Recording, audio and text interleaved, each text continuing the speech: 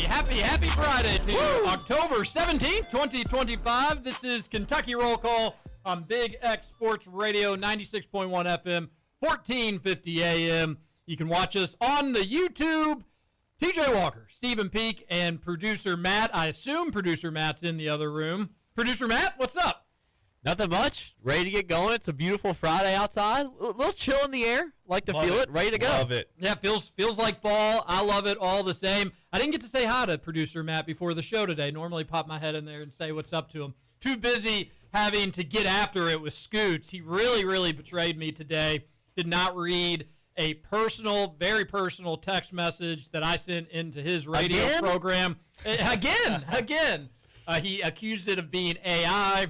Just total bogus. So he didn't read it, and this one wasn't even AI? This one wasn't even AI. Oh, my God. He read like 2 sentences of it, and he just got flooded with texts and people saying, oh, my gosh, Scoots, I got to hear the end of it. And he said, I'm not reading AI text messages. I'm not doing it. That's a really good Scoots. So thank you. Thank you very much. I've been around the guy for a long time. But anyways, we'll maybe read that text message into the show that I texted to Scoots. It deserves the airtime that I put my heart, sweat, and tears into, and you can be the judge if you think it's AI or not. Stephen Peak across the table from me. How are you, buddy? Doing good. Getting ready. As soon as we get done with this show, I'm getting in the car, heading to Lexington, blue-white game. All right. So stoked. Yeah, the show tweet today, I said, blue-white game tonight, and then the follow-up is, do we care? Which we care. We care. Kentucky Roll Call cares. Do you, the listener, care about the blue-white scrimmage? It is kind of hard to get into specifically the scrimmage aspect of it. I think more people get excited of, well, at least it's just something to have eyes on. But more importantly, it means we're that much closer to basketball season. Mm-hmm. So allow me to just read another tweet that I came up with today. Blue-white tonight. I like it.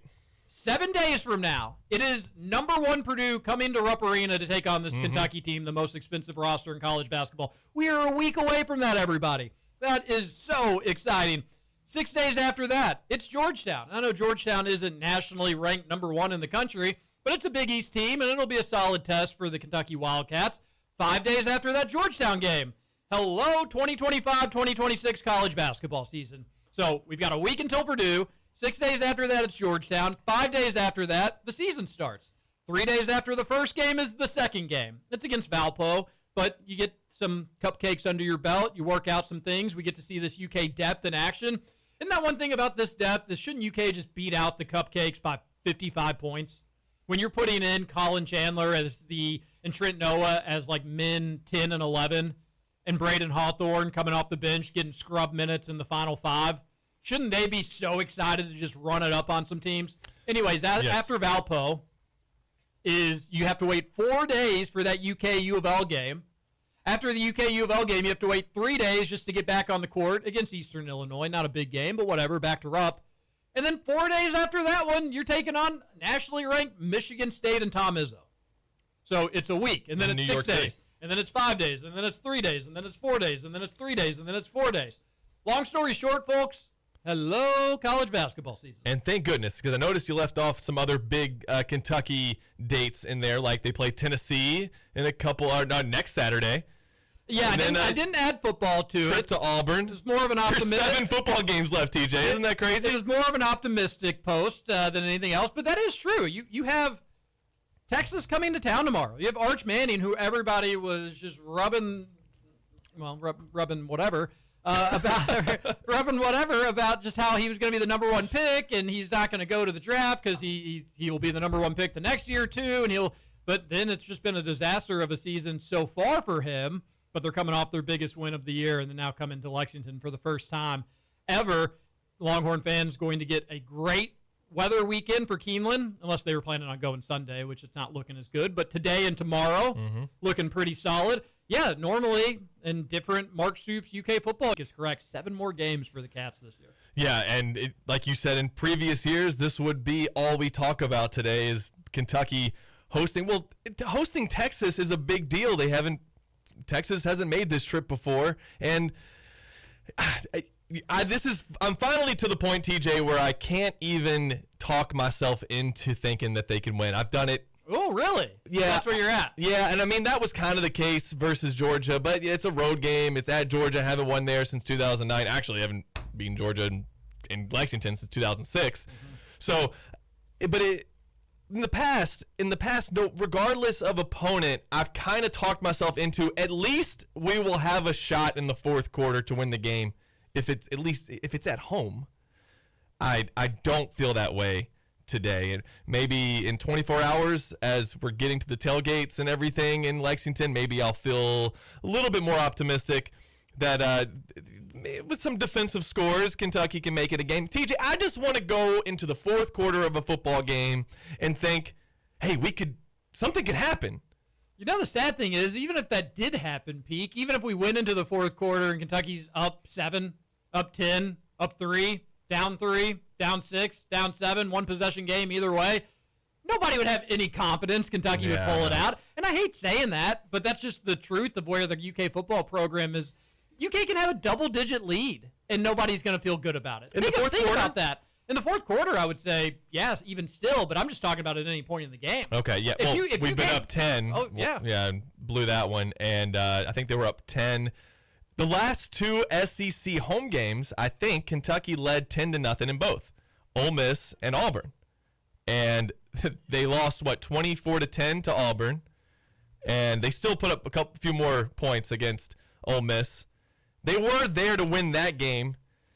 Had a 4th and 9 that they went for. I thought they should have kicked the field goal. And then you had the Cutter Boley. I think, did he get sacked on that last play, the 4th down play, as the Cats were trying to get into the end zone to tie that game against the Rebels. And, man, you know, it was so much fun there for a while to play November football games that mattered. And I wonder, TJ, what's that crowd going to be like tomorrow? I still think, Mark Stoops says it was a sold-out crowd. If you look online, there's not that many tickets available.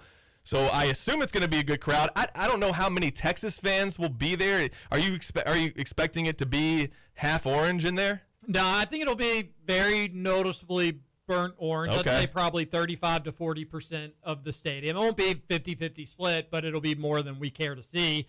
But that's the current state of UK. So it be what it be. But no, it's an interesting matchup.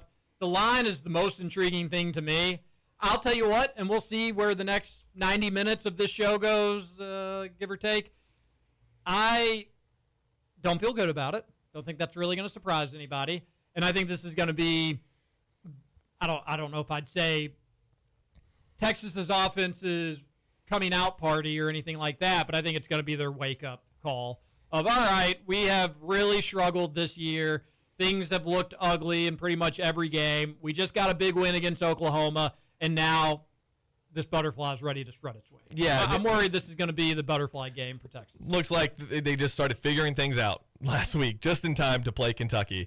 So, yeah, I do hope that we see something more from our offense. This defense is so elite, though, man. That's the thing, is that this is not ideal for Cutter Boley in this UK offense, because this Texas defense, make whatever you will of their struggles, they are one of the best defenses in the country.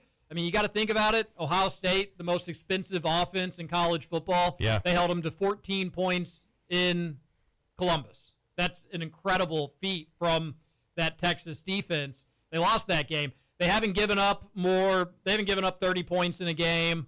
They've only given up more than 11 points one time. They've given up more than 11 points one time. Yeah, how did DJ Lagway throw for almost 300 yards? It's how did that crazy happen? to think. On the flip side, Arch Manning in this Texas offense, he's only thrown for over 300 yards once this season, and that was against Sam Houston State. He's only had, once has he thrown for 2 touchdowns against a Power 5 team, and that was in the loss against Florida. So I think that changes. I think he throws for 2 touchdowns against Kentucky tomorrow. I think that offense looks good while the defense on Texas's end does what they've done all year, and that's shut teams down. This is a UK offense that doesn't need much assistance being shut down, but Texas, I'm sure, will apply it all the same. And I don't think I think the line is really stinky, and it's the only thing that has me somewhat intrigued that this could be an interesting game. Mark Stoops is usually good for a couple a year where he makes it closer than you were anticipating. Maybe that's tomorrow. But my guess is this is going to get ugly. That's kind of our thing. We lose slowly under Mark Stoops. We know we're not going to win, but we're going to the final score will look good, and we can have a little pride in that. That we only lost to Georgia by 1. Yeah. All right, that's awesome. I guess. I mean, it counts as a loss anyway, but you get to, it keeps your interest at least for the full day. That if you're going to spend all day tailgating and paying for tickets and going to this thing as a Kentucky fan, at least you get to stay through the fourth quarter. Do you think that Kentucky fans will be there in the fourth quarter?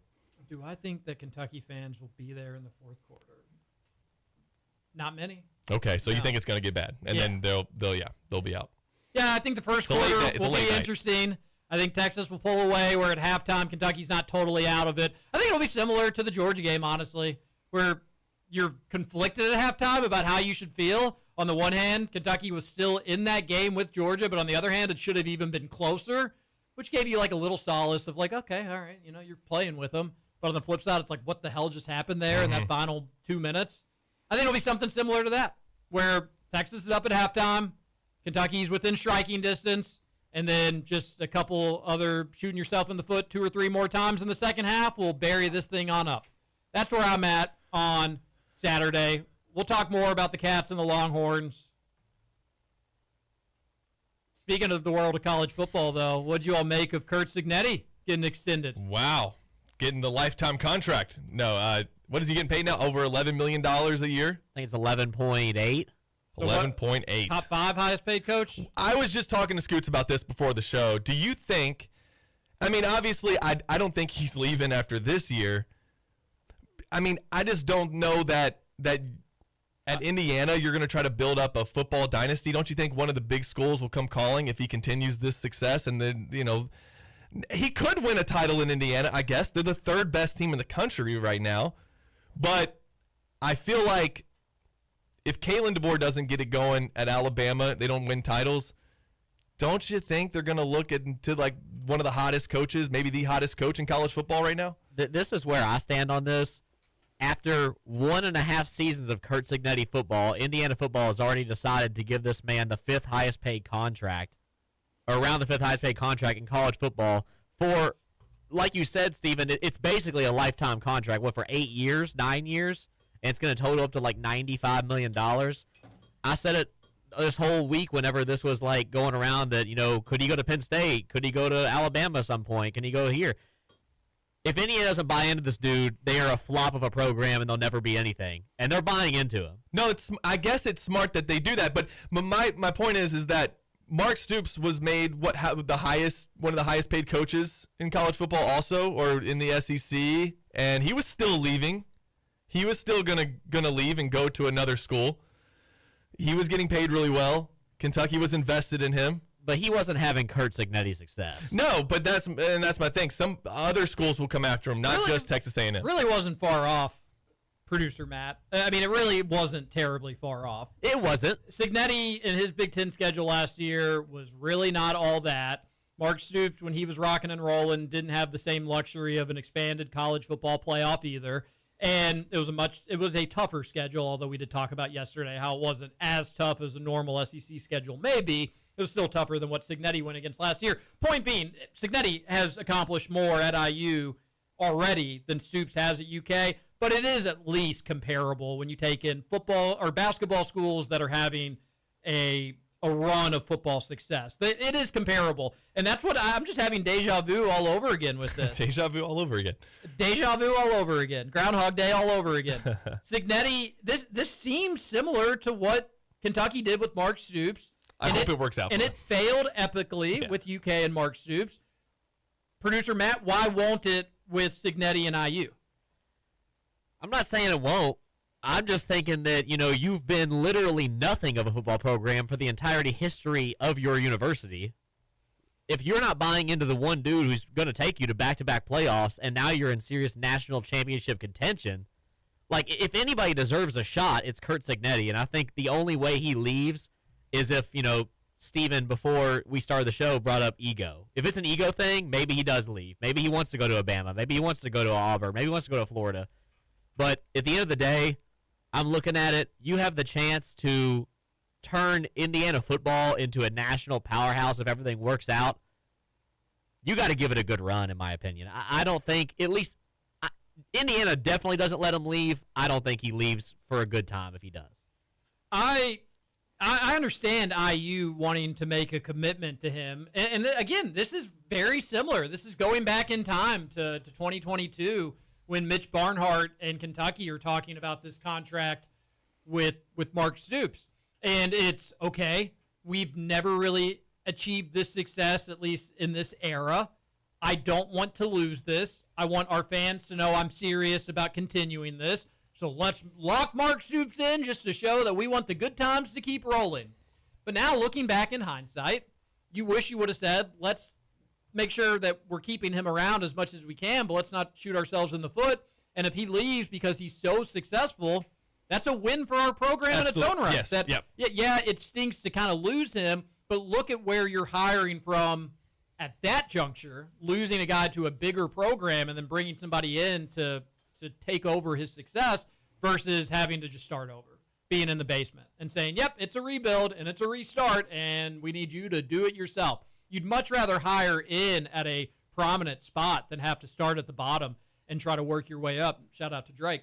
That being said, I don't know. Like, I do think Cignetti is much more engaged, and I think he's more motivated, and ultimately I just think he's a smarter football coach, so I think he's going to be more successful, and I don't think he's just going to wave the white flag of I'm not motivated anymore, I don't care, I've got my money. I think he is motivated to take this thing higher. He does seem like he wants to be in Bloomington, so I get IU wanting to lock him in.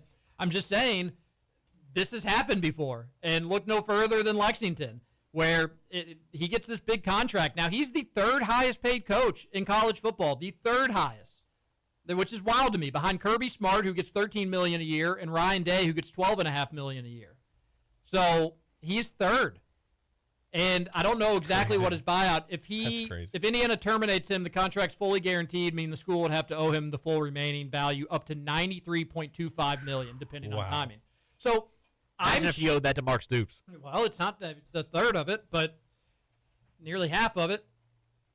I mean, this happens to people. This is just human nature, Peak, where he may say, I'm set for life, whether I win another game or if I don't win another game. Yeah. And I'm sorry, that has an impact on people. It does. You can say that, well, not up for me, wouldn't impact me, but it's just a whole different ballgame. So if he decides, I am Indiana football, they can't do any better than me, I'm set for life, so I'm just going to take it a little bit easy, IU could be screwed.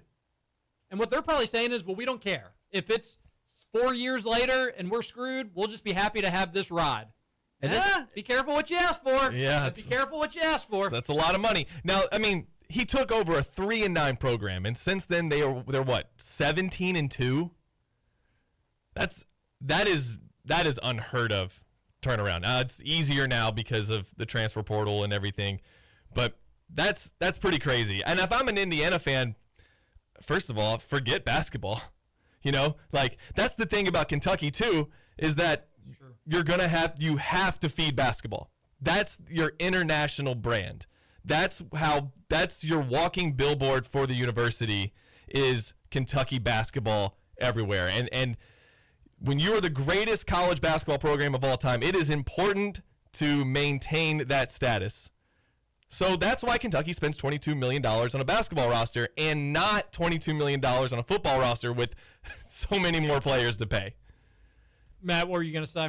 I was going to say that this is a big reason why I just feel like there's absolutely no reason for Curt Cignetti to leave. Like, I'm kind of piggybacking off what you said, TJ, in the sense that they've already set him for life. Mm-hmm. He's already a legend, and he's cemented himself into Indiana Hoosier lore. The dude could flop out the next 5 years, get paid out, and be done for life. Like, I don't see what you would gain in the NIL era and the transfer portal era by going to Alabama or Ohio State or anything like that anymore. It's not like a pedigree job like that anymore. Like, that stuff doesn't matter as much. I was curious. Because there's these smaller schools that have more money now. Well stated. And secondly, if you've got a good setup, you may as well be happy. And if you got more money than your great-great-great-grandchildren would know what to do with, then you may as well just settle down and be where you're at. I was curious where mentally he was. Is he somebody that could be happy at a place like Bloomington? And, hey, no, I'm never going to be the biggest show in the Big Ten, but I've got my little corner of the conference, and it's really, really comfortable right here? Or is he somebody that is ring chasing? He's 64 years old. Would he be somebody that says, listen, I love IU and I love the platform they've given me, but I've only got 10 more years of coaching. I want to win a national championship, so it's easier to do that at Alabama. It's easier to do that at Penn State. It's easier to do that at an LSU if they were to ever move on from Brian Kelly. I was curious where he's at, but he seems like, all right, you're going to make me one of the highest paid coaches. I don't care if the name says Indiana or Alabama or Alaska. As long as I'm one of the highest paid coaches, I don't care. And then there is truth to this as well. He's a god at IU. I mean, he is. He can do no wrong. And let's say that things do take a terrible turn south. One, either he'll get time to figure it out, otherwise IU's going to have to pay him $93 million, or he won't care, and he'll get paid $93 million, and he'll just mail it in, and that will be the end of the Curt Cignetti. Basically, he's set. He is set. There's no pressure. Yeah. Well, also, what, in 3 years? Oh, you haven't been back to the college football playoff. He'd laugh at an IU fan in their face. Yeah. Say, I haven't been back where? Yeah. IU football, college football playoff? Yeah, you're going to be back when? Without me? You'd be all right. You'll be all right over there. So I was curious where he's at mentally. Seems like he's not ring chasing, although he'd tell you, at IU, we are going to ring chase. He'll never win a national championship at IU. That's not a hot take. I'm not going out on this far branch. No. He'll be in the college football playoff this year, but Curt Cignetti will never be a national championship winner. That's all right. He's very happy, and I would rather be in IU's football position than Kentucky's. But absolutely. there is a chance this backfires, obviously. Well, yeah, and the other thing is, too, not to be ageist at all, I'm looking at a study. We talked about this study earlier this week. It's from Study Finds. I forget who did the research, but they found that people hit their functional peak at around 60 years old. He's 64. That's the other thing. That kind of makes me backtrack on what I said earlier. Who's going to hire him to turn around a program, right? I mean, assuming yeah, that, but in nil, it's not the same to turn around a program, right? You can do it. He did it overnight at Indiana. The idea could be, hey, he'll come in here, win right away. But let's say you hire, I don't think he's leaving after this season, so you bring in a 65, 66-year-old to revitalize your program. I just don't know if that is I would the just say the move. proof is in the pudding. Yeah, I hear you. Maybe it's not, but the proof would be in the pudding. If he could do it at IU, think of the resources at Alabama, what he could do. Yeah, sure. If you're wanting like we have to win with these next 2 years, yeah, I could see that. But to stay in Indiana through this contract, I don't know. I mean, do you think? What would that put him at? What age does that put him at? I think it goes to 33. 73. Because I think he's at 64 right now. 72. Yeah, 72 or 73. Okay. So I mean, people do that. I mean, they coach into their 70s, of course. Sure. But I don't know. I mean, like, that's the one thing I think that might make it to where he does stay at Indiana. Here's what one texter on Sunrise with Scoot said this morning. Howdy there, Scooter Dingus, you old trailblazing rascal. I reckon you've heard the thunder rolling across the wire about that full decision up in Indiana. Yep, them Hoosiers done gone and extended that fellow Curt Cignetti like he's the last shot of whiskey in a dry saloon on payday. Lord mercy, partner. What in tarnation were they thinking? It's the hitching your wagon to the lame mule and expecting to outrun a stampede. Now, don't get me wrong, Scooter. I ain't one to spit tobacco at a man's good intentions, but here's a wrecking waiting to happen. Cignetti, he struts like a gunslinger fresh off Santa Fe Trail, all fire and brimstone, promising to lasso up victories and rope the Big Ten into submission. But mark my words, son, give him a spell in that cushy Bloomington bunkhouse, and he'll swell up fatter than a prize hog at the county fair after a summer whaling. Hey, just like Mark Stoops' feller down at Kentucky. Used to be lean as a fence post, chasing down wildcats with a spark hotter than a branding iron. Now he's ballooned up like a rain cloud in July, lounging on the sideline porch swing, sipping tea and watching the grass grow while his team's kicking up more dust than progress. Lazy as a three-legged dog in the shade, unmotivated as a prospector who would rather pan for fool's gold than dig for the real vein. Stoops started with thunder in his spurs, but now he's just echoing off hollers, collecting checks and excuses like empty cartridge shells.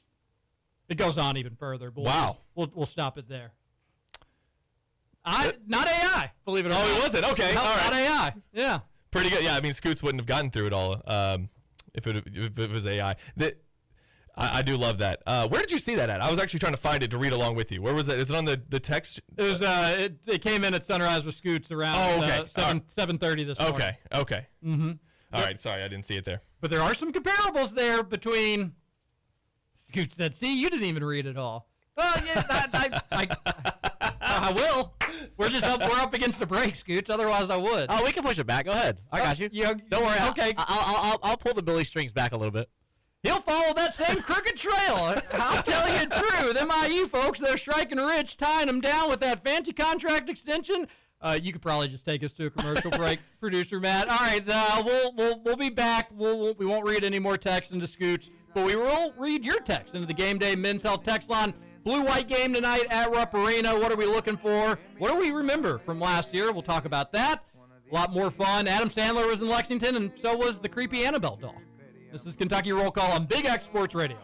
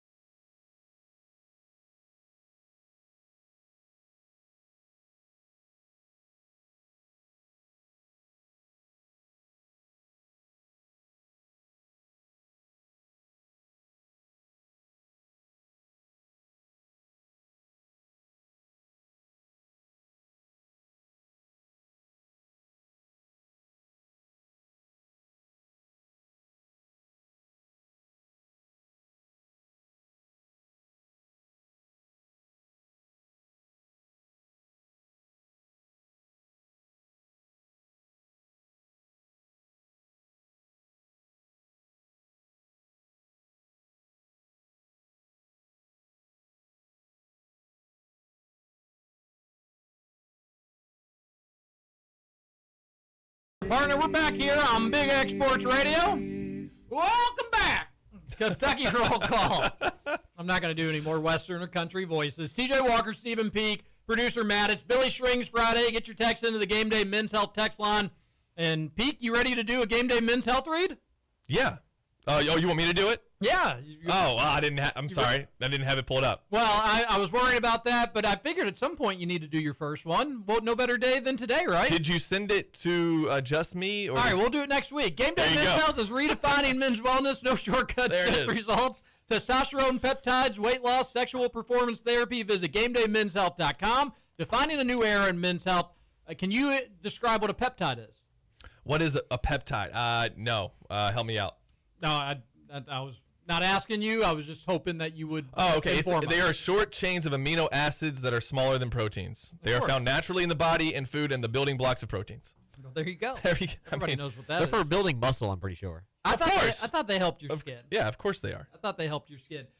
They will help you if you're staying up late watching Thursday Night Football. Ooh. Or if you can't stay up late to finish Thursday Night Football. And those watching on the YouTube cameras can see me hold my hand up. That was me. Fell asleep with 5 minutes left. Isn't that wild? Yeah, you didn't miss anything. Yeah.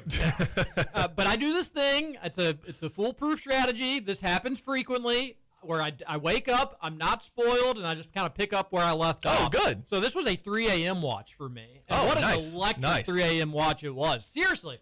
Was this one of the better Thursday Night Football games we've had in a good bit? It's exactly what I said. And it's crazy to me that you have these two 40-year-olds just out there slinging it. Yeah. What a game to watch. And old Rodgers still got it. I know he didn't win. I'm sorry, Scoots. I'm sorry, Roush, that he couldn't get it done for you. And that's actually a bad loss for what it's worth for the Steelers. And not for Rodgers. He went out there and did his thing.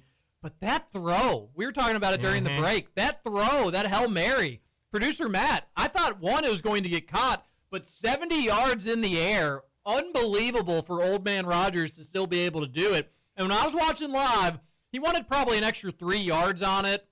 He's old, you know. He can do the 70-yard throw. Yeah, you can't do a 75. Can't do the 75 anymore. You said that during the break. But it was a little shorter in the end zone than he would have liked. He probably would have rather it. Yeah, I mean, only 70 yards. Only that's 70 yards. Pathetic. I mean, is the dude taking a break from ayahuasca? We got to get him back on the horse. I love it. I thought there was a chance at it. How electric would that have been? One of my good friends, he hit a parlay. He picked 3 touchdown scorers, and all of them hit. And he made a $20 bet turn into $2,720. Oh, wow. Good night. Easy money.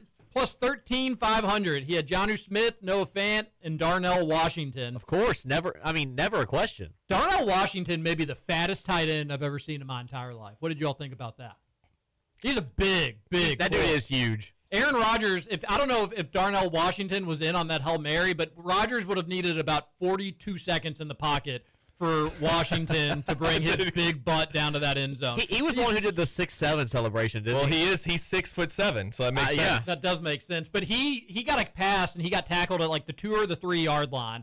And our group message was like, "Oh, that was it for you, Sean.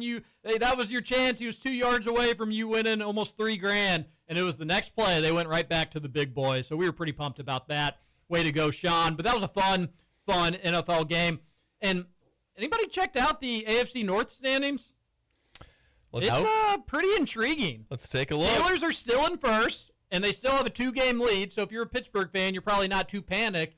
But all the more reason why last night was so frustrating to give that one up late in the fashion of which you did. The Bengals, without Joe Burrow, but now with flying Joe Flacco, they're 3-4.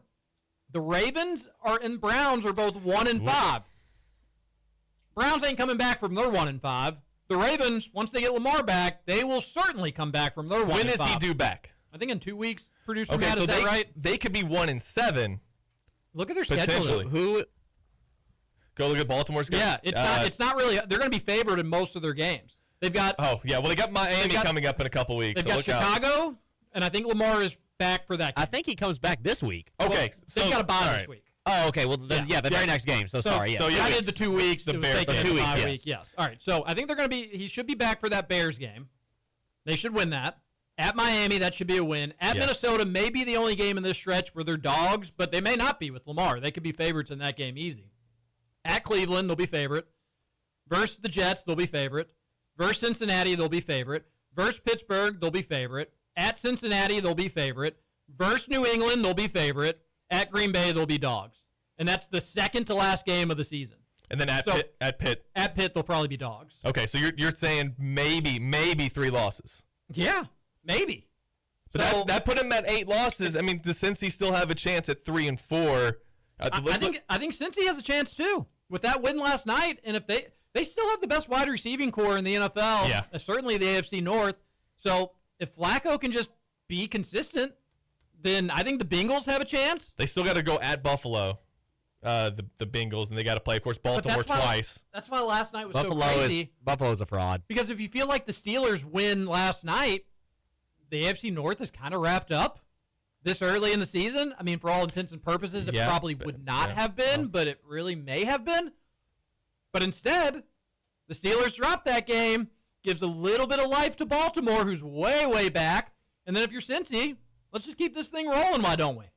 So the AFC North is going to be interesting. Of course, I say this and watch Pittsburgh just win it by 4 games, and there's no drama in it whatsoever. But I don't think that's going to happen. No, they still got to play the Colts, who have been doing really well this year. You got at Detroit, and then of course they play Baltimore twice.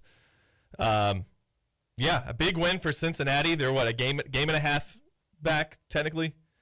Is that right? They played 7. Pittsburgh's played 6. Yeah. So, yeah, a game and a half back, and yeah, I mean, you would think when Burrow went down, we were talking to Adam Luckett. He didn't feel too good about his team's chances the rest of the season, and here they are, right back in the fight for the playoffs. More than what I can say about my team. I think I genuinely had the best Thursday night in fantasy a human's ever had last night. I finished the night with 60 total points, and only 2 players had played. Oh, nice. Because Did you have Jamar? I had Jamar Chase and Jalen Warren. Yeah, nice. And I woke up this morning ready to go. I was like, you know what? I'll just go ahead and sit the rest of my players. You go catch up, big fella. I wouldn't advise that. I wouldn't. 60 points probably isn't enough to bring it home. You see, I'm confident. Okay. I know who I'm playing this week. I was going against Chase Brown, who he was great. I was lucky that he didn't do anything in the pass catching game. In our league, he put up 15 points, which I can live with going against that. I can beat that. I was worried that he may have a 30-point game or something along those lines. They were lines. running a lot in the first half in that game. And then they kind of went away from it a little bit, even though he still had 108 yards. So, yeah, it was. If you're the Bengals, you're just like, this offense is really fun. We can even have old man Flacco looking decent in it. He was making some good throws too, but Rodgers looked vintage on some of his. So, a lot of fun football this weekend. We'll do our Allen Electric Power Picks of the week here in just a bit. But it was random seeing Adam Sandler on UK's campus wearing UK gear. Not the first time we've seen Adam Sandler in Kentucky gear. No, that one movie. Was it Funny People? I think it was Funny People. Yeah.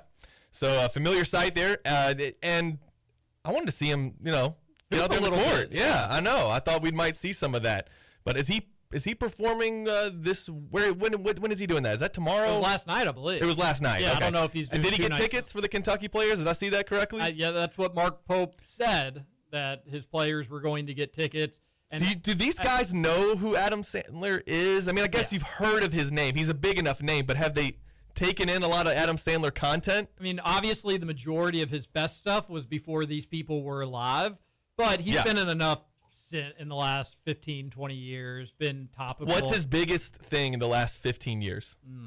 If we could find that out quickly. The Happy Gilmore from last year? Oh, okay, yeah, that was big. Okay, not counting Happy Gilmore 2. Not counting Happy Gilmore 2. Grown Ups, I guess, was it within 15 years? Is that big? Was that a big one? The original one? Oh, yeah. I didn't love Grown Ups personally, but there is a cult following for Grown Ups, and they did make the Grown Ups. How did you not love Grown Ups? I just because Adam Sandler's and a million other things that is better, and that one just didn't click for me. But I saw a debate on. What about Click? Oh, Click is not a funny movie. It's not a good movie either. But it's I interesting. like the premise of it. Thought-provoking, I agree. It is. That was you think you're watching an Adam Sandler movie, you think you're gonna laugh a lot, and that didn't make me laugh hardly at all. It actually was very depressing. Oh, it's Hotel Transylvania. Oh, okay. That's what you think. No, I'm being serious. That's what Jalen Lowe is watching. It's earned over $528 million at the box office. Hotel Transylvania is definitely his biggest movie in the last 15 years. Okay. Do you think people, when they saw whether it was the women's or the men team, they were like, "Oh, it's the dude from Hotel Transylvania"? That's probably what it was. Dracula. It's like that. Have you seen that online meme where like there's so many like celebrity skins in the game Fortnite now? They'll see a picture of John Cena. It's like, is that the guy from Fortnite? I believe that. Yeah, that's funny. There's an online debate. I don't know if I have a take on in either direction, but they said, was Adam Sandler really that funny, or was I just 9 years old? Yeah. No, it's fair. What do you guys think? He was that funny. He was that funny. It's just it was the comedy of the era. You kind of right? You can only make that you can only make that noise so much and then get the same kill. You just got a kick out of it, but you can only do that so much in movies, yes. and he still does it. Hubie Halloween. Hubie Halloween was a great movie. Hubie Halloween was really good. It is good. Shaq playing a woman radio host actually is like my favorite part of that movie. I don't even know if I realized that, but that's our on Halloween movie, producer Matt. Ever since like when it's Halloween, we just have that. We go and get the trick-or-treaters when they come into the door and whatnot. So 2 weeks away from Halloween, by the way. 2 weeks from today. Hotel Transylvania got a 45% on Rotten Tomato for what it was worth. Well, Hubie Halloween got a 54%. That's better. What did you guys think of Bedtime Stories? I haven't seen it. Should I? I love that movie. That's a good movie. I've never seen it. That one, did you guys see Uncut Gems? No. Yeah, that was good. That one's a good movie. That's just one that I meant to watch and just never really got around to seeing. That's worth it. I've heard mixed results. It is a weird movie. Like, to see Adam Sandler act the way he does in that movie is kind of strange, but it is a really good movie. That's a 91% on Rotten Tomatoes. Is Uncut Gems the highest rated? It can't be, right? No, it's got to be That's My Boy. Or Jack and Jill, obviously. Jack and Jill. Yes. Let's look that one up. I'm sure that one did really well. I had never seen Jack and Jill before, and then my girlfriend was like, "Oh, you got to watch it. This is one of my favorite movies." I was like, "Oh, okay, we'll watch it." When I saw Jared Fogle in that movie. Jared Fogel's in that movie? Yes, he plays. Al Pacino's in that movie? Al Pacino's in that movie, too. He's a main character. Oh, my gosh. No, I haven't seen it. Do you all want to guess? David Spade, of course, he's in that. But sorry, go ahead. I was totally interrupted. No, you're good. It was like I'm not going to spoil anything. You probably don't care to watch it anyway. Spoil it, please. So they go to Jack and Jill are obviously both Adam Sandler. Spoiler alert. Well, you find out the first 4 seconds that they're both Adam Sandler. You can look at the movie poster. But they go to Jill's birthday, and he's like, Jared Fogle is like in love with one of the persons there, and then Jill tries to talk to him, and he starts screaming in her face. And I paused the movie. I was like, "Do you know who that is?" And she was like, "No." She was like, "Not really. Who is that?" I was like, "Oh, we did a whole 30-minute deep dive on Jared Fogle at like 1 a.m." Yeah, that's. I did not know that he had an acting career. Do you all want to guess what the Rotten Tomatoes percentage that Jack and Jill got? The 2011 comedy drama. 11. I'm seeing it. I would have guessed around there, but 3%. 3%. Ooh. Yeah, not one of his best. But I Uncut Gems, 91%. That might be the highest rated Adam Sandler film on Rotten Tomatoes. I wouldn't have guessed that, honestly. But it is a good movie. It's not Adam Sandler-esque. I do like that Adam Sandler always looks out for his boys in those movies. David Spade, Kevin James. Bad Bunny, of course. Who's the other one he's got political, so people don't put him in movies anymore? By the way, Hustle got a 94%. I don't know. I'll think of it here in a second, or I'll look it up if I have to. It's not Travis Kelce, obviously. Yeah, there's a lot of bad Adam Sandler movies. I'm actually like the ones from our childhood did not get rated very well at all.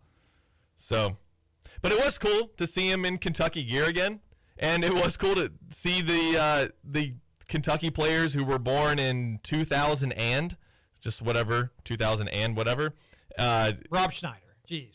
Oh, there you go. You get the brain working today. That's horrible. It was cool to see them and their reaction because I was like, oh, Adam Sandler, they're not going to care about that. And they seemed to care about it. They were all excited when they heard they got free tickets. So do you think it was a good show?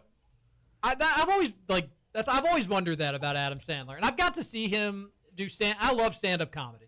If there's stand-up comedy and it's somewhat with a decent name or not, if a buddy just texted me and was like, hey, you want to see a stand-up comic? I know nothing about them. If I don't have anything going on, I'm saying yes. I love seeing stand-up comedy. I've always wondered if he would leave a crowd in stitches. Because I have a hard time leaving a comedy theater, seeing Adam Sandler, and having any other thought besides like, yeah, that was enjoyable. That was a good night. I saw Adam Sandler like, that today. was fun. Like, that was something different to do. Mm-hmm. But when I saw Dave Chappelle 10 years ago or whenever that was, peak, I kid you not, like, you would have thought I was broken up with leaving that. Like, the tears that had streamed down my face, how red my face was from laughing. I had never laughed harder in my entire life. And it was just one of those things. You just had to be there in the moment and whatnot. I'm sure the edibles probably played a role as well. But they could do that. That being said, it was he was so funny.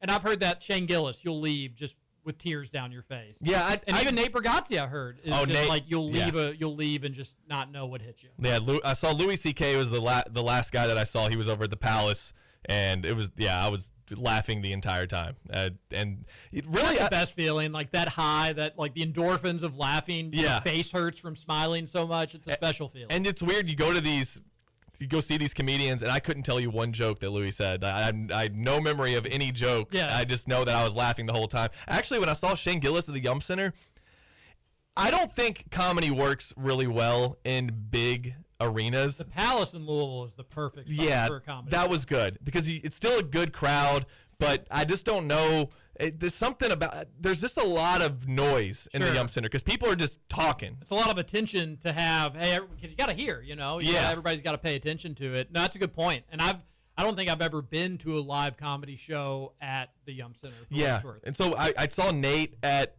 Rupp Arena. And then, of course, Adam Sandler was there last night at Central Bank Center. I just don't know that comedy translates really well into these big arenas.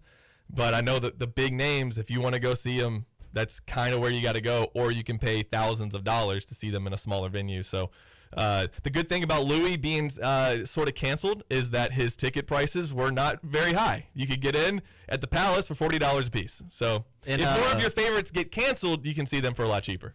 In I think it was 2016, I went and saw Kevin Hart live, like in his peak. Oh, he was kind of canceled. So yeah, a little bit. I went and saw him at the Yum Center. That was one where like he was obviously really big at that point, and it was one where like that was one that I left. I was like, it was really funny. I feel like that was one of the few that did work in that sense because he was like the face of comedy at that point. You know what I mean? Like he was that big. I had a question. Have you guys ever gone to a stand-up comedy show and the act before them was just like so bad it almost ruined the whole thing for you? No, but I do notice that when the guy comes out who's opening, you can just tell they're a little nervous because when the headliner comes out, they had this booming voice and they're so confident. Their stage presence is so confident that you just hear them better and you hear their jokes better. I know that there are some comedians who don't want to work with an opener that could be better than them. Mm-hmm. So that could be the case. I'm sure people have seen some bad openers in their time, especially if they've gone to see these big time acts. Supposedly, stand-up comedians like to bring their own people with them to just because they have chemistry, they know what to expect. And what they don't like is when a comedy club will say, all right, hey, you're visiting, you're on tour, you're coming tonight, you're coming to Louisville. We've got some local people in-house that are going to open for you. Supposedly, they really don't like that when the comedy club will tell them who's opening for them. And I think if you're big enough, you can tell a comedy club what you're going to do and whatnot. There was one time I was at the Comedy Caravan, producer Matt, and I don't remember who I was seeing. It was nobody big or anything like that. And this opener, it was bizarre more than anything else. They just cussed. They were just cussing to cuss. And this was like a 1 p.m. on a Sunday show. And I don't think it was like clean. This is God's hour. I don't think it was like clean comedy or anything like that. So like it was all right if you had like a dirty joke or something like that. But this guy was just like dropping F-bombs to do it. And it was so awkward. It was so painful that even whoever the headliner was had to be like, all right, well, that was different. That was a different type of comedy. And he had to just acknowledge how weird it was. But, yes, that would be the only time. I wouldn't say it ruined the act or anything like that. A year ago, me and my close friend went and saw Tom Segura at the Palace, which, hilarious. Yeah. It was a great show.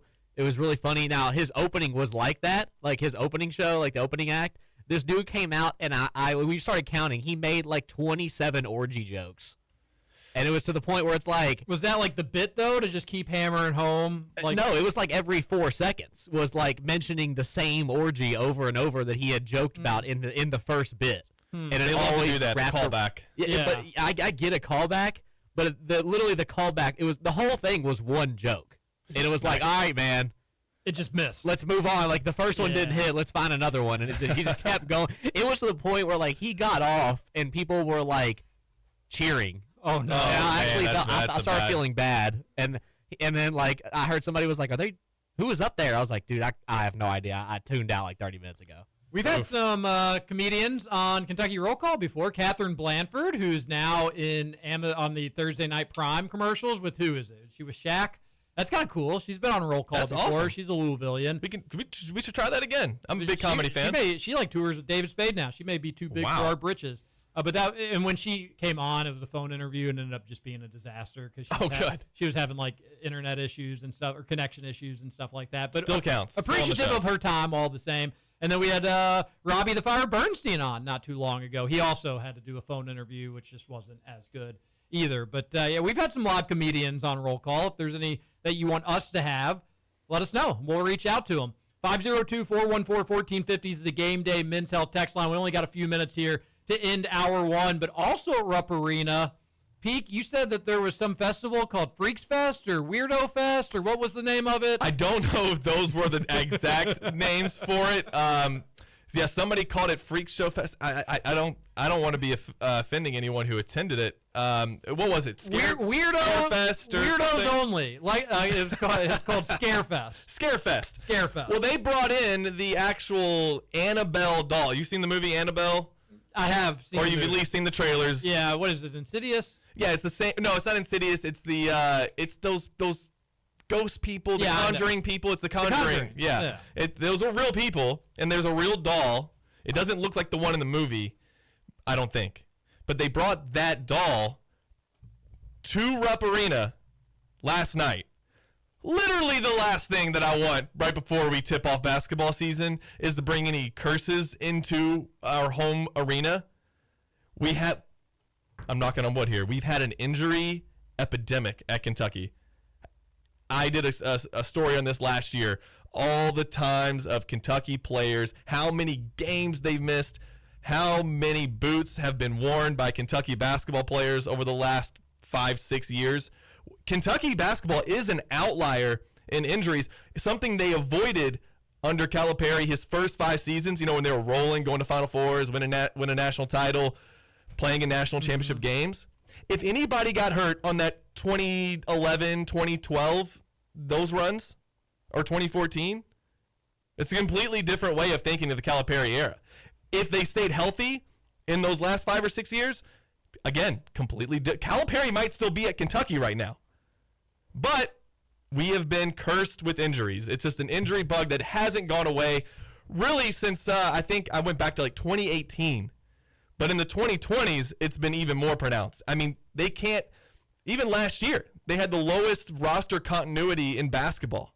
They were near the bottom. I don't know if they were the last, but I think that's right. And we lost Kerr Kriisa for the whole season in game 5. Don't bring stuff like that into our arena. All right, not until maybe after the season, maybe never, actually. I don't, what's the Michael Scott line? I'm not superstitious, but I'm a little stitious. So hopefully that doesn't Maybe lead to this anything. took all the bad juju and now just went to the evil doll. Maybe this will actually be a good thing. Oh, okay. It took all the bad stuff. If we were already to the doll, we were already and then cursed. It gets out of the building. Yeah, you're right. Makes sense. Two curses equal a non-curse. There you go. And then everything will be gravy for the Cats. That was weird. Maybe we'll talk a little bit more about that. We'll preview the Cats and the Longhorns in the blue-white game. Hour number 2, Kentucky Roll Call coming up. Producer Matt, Stephen Peak, TJ Walker.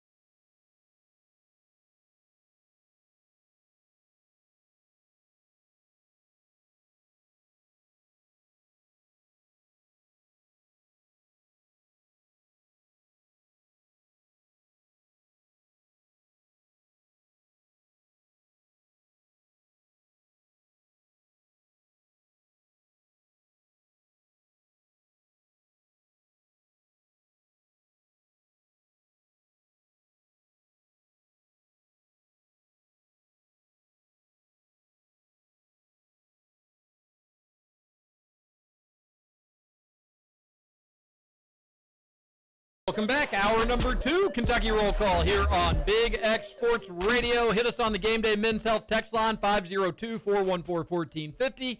We are on the YouTube. Just search for Kentucky Roll Call, Big X Sports Radio. Today's date, any of those things, you should be able to find us there. And we're appreciative. You can comment on the YouTube page. Seeing John comment over there on the YouTube page. And 502-414-1450 one more time for that Game Day Men's Health text line. We're going to be at 5 Iron Golf. When's that date? November 11th, I believe, which it seems like that's really far away, but it really won't be. It'll be here before. It's less than a month. Before you know it. Again, is it November 11th? I think so. I think that's what I saw. It's Veterans Day. So if you're a veteran, you come out there, producer Matt's going to give you a firm handshake and a look right into your eyes. How about that? Of course. It's Veterans Day. Why not? Gotta say thank you. I think it is November 11th, but we'd love for you to come out with us there. And then keep Salsaritas in mind. I don't know when we'll be at Salsaritas, but they're having a big silent disco at the St. Matthews location on October 26th. The St. Matthews location. That's literally where one of my really good friends met his wife, at that Salsaritas. Isn't that great? How'd they meet? She was working there. And he just started hitting on the Salsaritas worker? I don't recommend people doing that. He was also 16 and she was 16-ish. Okay, that's better. Yeah. So it was like high school fun right. sort He of walked deal. in, he was like, That's chips my aren't wife. the only thing wildly addictive.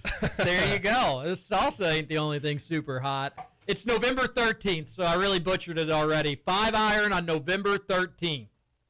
That's the Nulu, November 13th. November 11th is the UK U of L game. That's why I had that day, that number in my head. But 2 days later, we'll be talking cats and cards at 5 Iron, hitting some balls.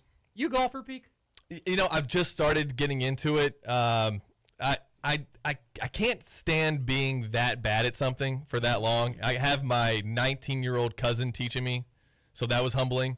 But we've made a lot of progress. You know, it's the baseball swing. It's coming across it and slicing it, and I can't hold up a group and feel this embarrassed. Well, you've got till August for the Big X Scramble. I'm locked in now. Okay, that's good. The team's gonna look very different. Will we be at 5 Iron before then? We'll be at 5 Iron several times. Well, then there you go. So you'll get plenty of chances to work on your swing there. Salsaritas, keep them in mind for your catering. 3 locations in the Louisville area, Middletown, St. Matthews, and out in Bullitt County, right off I-65 in Shepherdsville. It is such wildly delicious food. You got to check out Salsaritas, especially if you never have.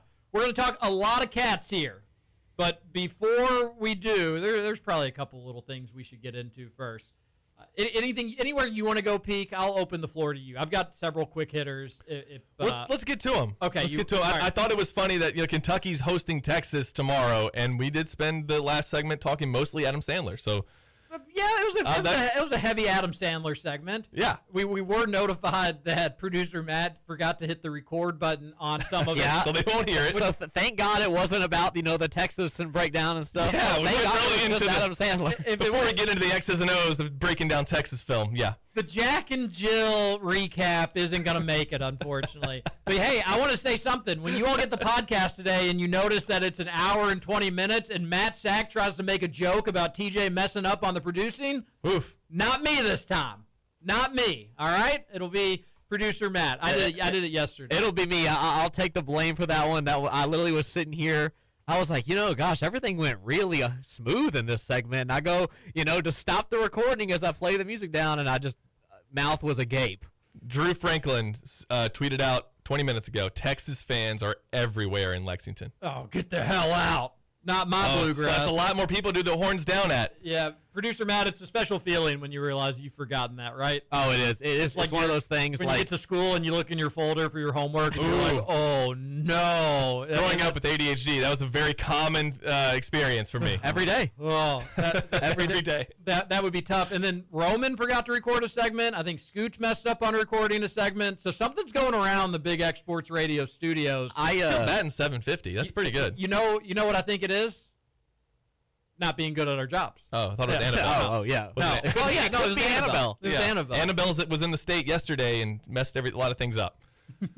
Vibes were off. Somebody, I bought flowers for my wife for her birthday. Her birthday's today. Happy birthday, Jacqueline. Sick brag about buying flowers for your wife. Happy birthday to Jacqueline. That's very sweet of you. The point, I know. Happy birthday. This is how my brain works. I can't keep in a linear thought. But my point was that they didn't get delivered. And then I ordered her something from DoorDash. She was I was like, I'll order you dinner. She had a long day. I was like, it'll be waiting for you. That didn't get delivered either. So Annabelle, get out of the state. That's what I'm trying to say. Do you think maybe you could have just gone and picked things up and brought them Of course, but we got a lot. We're very busy right now. So it's the crossover season. Got a lot going on. Yeah, you're right. I could have just driven over to her place. I could have skipped the show yesterday and done that. What was the DoorDash dinner? It was a place called Masawa. It's just like one of her favorite restaurants. It's Japanese, and we were both looking forward to it actually, and it didn't happen. So I can't make any jokes off that, unfortunately. I mean, that sounds like a good place. Doesn't. I was hoping it was going to be like Popeyes. Well, that's so no. You have no idea how weird it is that you just said that, because the DoorDash driver showed up. And he said, "Here's your food," and I was like, "That's Popeyes," and I didn't order Popeyes. That's so weird that you picked that random restaurant, because they literally. And I'm like I promise, I'm like showing her the app, like I didn't order this. That's what I ordered. Happy birthday, babe! How about the country's best chicken sandwich? But you're gonna be upset about chicken from Popeyes. You're gonna be upset about 3 tenders and a biscuit. Like you're gonna be upset about that. I was gonna say, if they were gonna mess up with something, it's pretty good for a mess up. Yeah. That is one of the worst feelings in the world, though, is when you set your mind on something to eat and then it's either wrong or you just didn't get what you wanted at all. I wish we could play this audio clip, but I don't have it, and it's from another station. But over at ESPN 680, there's this audio clip. Producer Matt, did you ever listen to Lachlan McLean? Does that name ring a bell for you at all? I used to listen to his post-game stuff when I was younger, but I can't say I was an avid listener. Sure. No, and it's been a while since he's just done any radio in town. He's done several different shows, but now he works for Spectrum. He's a great dude, and I think very highly of him as a person. But as a sports radio host and just a sports commenter, he's silly and fun, and he's better for engagement and conversation, even though he's wrong just about pretty much everything. But there's this audio clip of him at ESPN 680, and I guess they had brought in some food, and this is when Papadias were just out. Have you all had Papadias? Oh, yeah, Papadias, yes. Pretty good, right? Never tried one. Yep. No, they're pretty good, producer Matt. I mean, it's basically just like a pizza sandwich, if you will, like a folded. I mean, it's a Papa John's quesadilla. Exactly, it's a Papadilla. Anyways, I guess they had brought some in because they had some promotional thing or something, and Locke was on air, but he had asked that they save one for him, but they saved the wrong one, and he just goes on air and goes nuts. He's like, "Is that you saved the pepperoni for me? Bacon ranch? Oh, damn it!" He just has a meltdown. It's a real meltdown. And then he catches himself midway through of should I really freak out about a free Papadilla? But it is a terrible feeling when you're expecting one thing and then it's something else, whether it's food or anything. We're recording this part of the podcast, Matt? Oh, yes, we are. All right, awesome. Yes, I will be showing this to Jacqueline later. Yes. The fact that TJ pulled Popeyes out, it creeped me out a little bit. So did you all eat it? No, because it was somebody else's order. So they left. Okay. But no, the guy was handing it to me, and he pulled up to the house. We were on a walk actually, and I was like, let's just go a long way. And then I noticed he was still there when we came back, and I was like, this ain't good. and so he was trying to figure it out, and I felt bad for him. English is his second language. We're trying to help him, showing the app, and we didn't get it. Just when you take the bag and you say thanks, buddy, you go on your merry way. I am interested. interested. We'll be getting whatever. That should be an option. Just you know what? You get something for me, DoorDasher, and I don't care what it is. Dealer's choice. Just bring me something. I'm not picky. Let me know what it is. Go ahead. No, Matt, well, I actually wanted to change topics here because I know Matt had a good take on the $22 million Kentucky payroll for the basketball team. Good is a word. Okay. Well, I haven't heard it yet. It was an honest take. It's an honest take. I could, whether it was producer Matt's Instagram page, whether it was him with Rutherford yesterday. Do you forget that you produce a UK show? Did you not think the chickens were going to come home to roost? Oh, I don't forget at all. He wants all the smoke, TJ. As much as I love you guys, as much as I love producing the show, he said, "I love you first," just for the record. I'm not a UK fan. I'm not. That's just how it is. Okay. All right. You didn't. We talked the $22 million roster yesterday. I've got a couple follow-up takes about it. We'll get to our quick hitters a little bit later. My quick hitter wasn't Lachlan McLean Papadilla stories, believe it or not. But let's go ahead and get into it. We did discuss it yesterday, but Matt, you weren't on the show yesterday, and But I did hear you comment on it. But I think we need to do I all didn't this. hear it. Do we have sound? We need to hear all this on Kentucky Okay. Roll Call. I didn't pull the sound. I actually thought about it, but I thought, Matt, why don't you just go ahead and reiterate what you feel about UK and $22 million? You think there is an immense amount of pressure on Mark Pope. You have alluded to you don't think that this roster is worth $22 million, or you wouldn't have spent $22 million on this roster, but I'll let you take it over from here. I mean, you hit the nail on the head. That's exactly what I said. I believe that in terms of what I said was when you're coming out, right, we already knew that this roster was a lot of money no matter what, whether it's 22, whether it was 16, whatever it was. We knew it was expensive. And there was the kind of questions of a lot of the people on this roster weren't like genuine big-name players besides like the Jalen Lowe and, Otega Owe coming back. They were some pretty good players for the teams they were at, and then you got Denzel Aberdeen, who is kind of like the sixth man coming off the bench. And to me, when I look at it, it just makes me feel like I was confused as to who's getting how much money and, like, is it being allocated correctly when you're thinking of $22 million?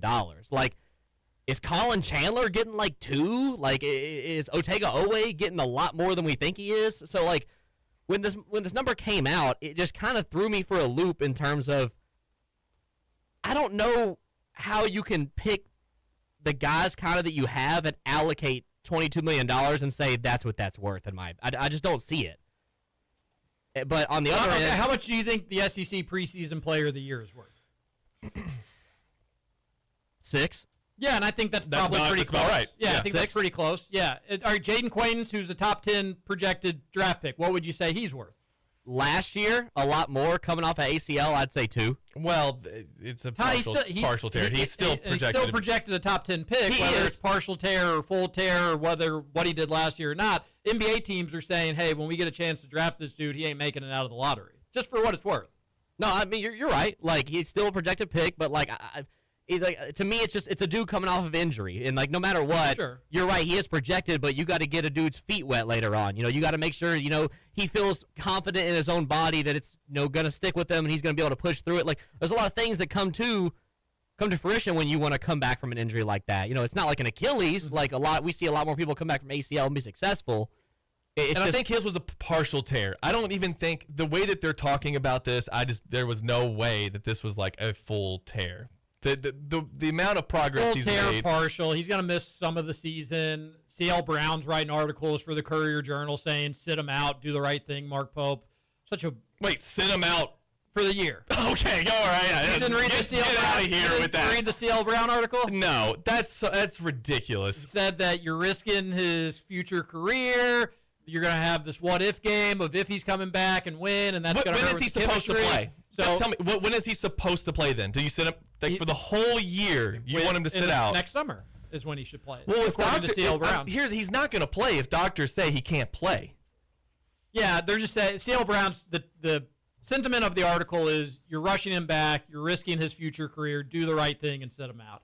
It certainly came off as a U of L beat writer. I think CL Brown's a columnist, but he's covered U of L before, and he's writing for the Courier-Journal, and it definitely came off as we're scared of Jaden Quaintance. You don't play him, please. Look, CL Brown's the same one that wrote about the UK U of L football rivalry, right? What story? He was the one who said that like UK has nothing to gain from this and blah blah, and nobody wants it anymore and this and that. I don't know if that was CL Brown. I do remember Michael Bennett saying UK got nothing. I could be wrong, but I thought it was. It could have been. If it is, I mean, it just seems like the stuff I've heard from him recently is just like clickbait at this point. Yeah, you are right. It was CL Brown on September 23rd. And, no, it definitely comes off as clickbait. And when you're at an industry trying to get some attention. Yeah, I won't hate on him for that. Yeah. Well, I do actually hate. Well, it's a terrible take. I don't hate, but I think you need to believe what you're actually saying. Don't say takes just to get clicks. So you think he believes that? I can't imagine he truly believes UK should sit Jaden Quaintance out, and I truly don't think he believes that UK and U of L shouldn't play football anymore. Those are just wild takes, but it got him attention. So, assuming that Jaden Quaintance plays games starting January 1st, is he worth the money? You're missing 2 months of him. Yeah, because the game's 100%. Whenever he comes back, whether it's January, whether it's middle of December, whether it's middle of January or even later, assuming when he does come back, he's ready to rock and roll. and there's not this big drop-off of what you saw last season, then he will be worth it. All right, but let's say, producer Matt, you said $2 million. It's, for what it's worth, it's closer to 5 or more, maybe 4 So or more. you're at $11 million right now with 2 players. Yeah, so then you're talking about $12 million among 11 other dudes. And even producer Matt, if you just want to play the $2 million, then you're at $8 million, and you're talking about $14 million for 12 other dudes. And you can't see a scenario where that checks out.